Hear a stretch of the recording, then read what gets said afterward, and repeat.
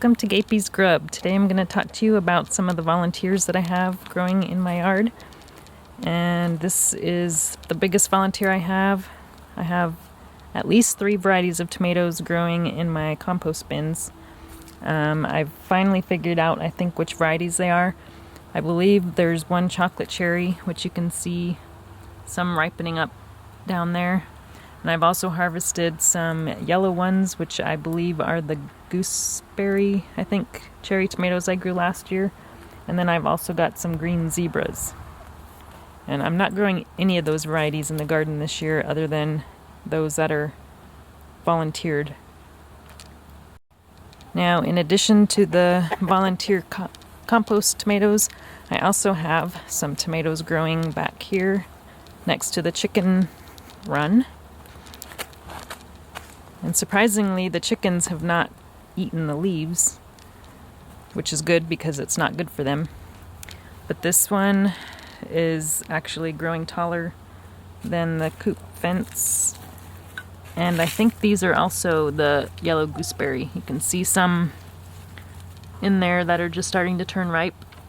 So I'll probably be feeding those to the chickens.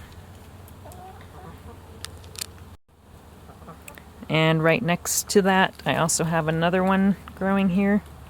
And this one, I don't know what variety this is. I don't think it has any tomatoes yet.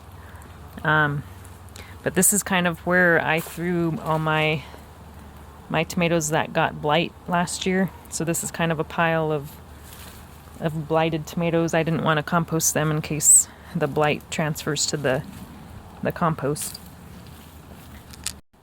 I have several chamomiles growing. So this is just one of them. I think I've got a couple more mixed in with the beans, and I just let those grow.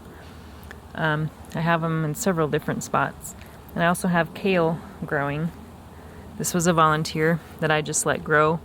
And I've got another one over here. And I've even had kale grow up in the pathways. So there's one there. And then I've got one further down over here by the greenhouse. And this one has already gone to seed and flowered. So all that's really left is the seed pods. So I might wait until those dry out and harvest some of the seeds. And over here by the herb garden, I've got lots of volunteer borage. That has been popping up all over the place, and I'm just letting it grow because I know the bees really like it. And there's also more chamomile there. And I also have a squash, and for a long time I didn't know what kind of squash it was, but I think it might be butternut squash. There's a little squash right there, and there's one more.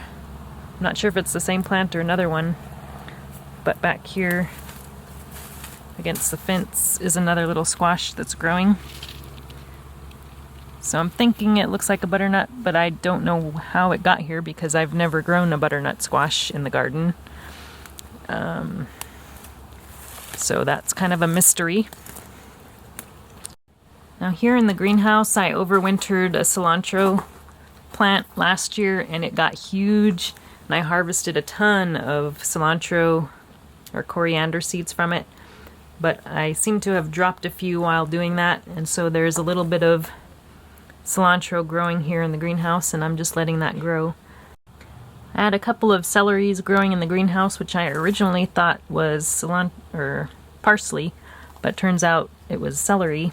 I pulled out one of them because it got too big, and this one is getting pretty big too, so I might be pulling that out too. It's kind of starting to crowd my peppers.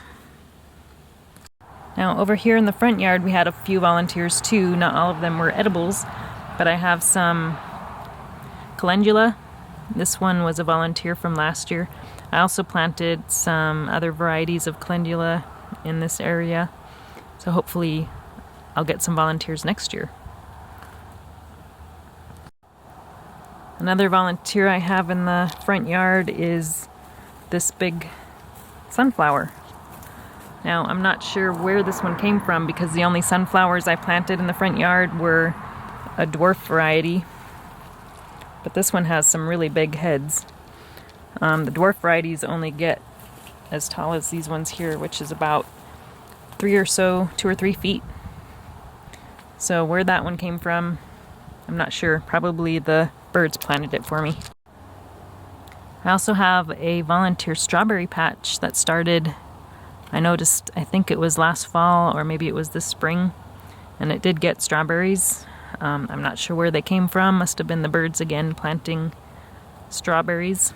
It must not be an ever-bearing variety because I only got one harvest in the spring, and I kind of let the birds have the strawberries that came out of this patch.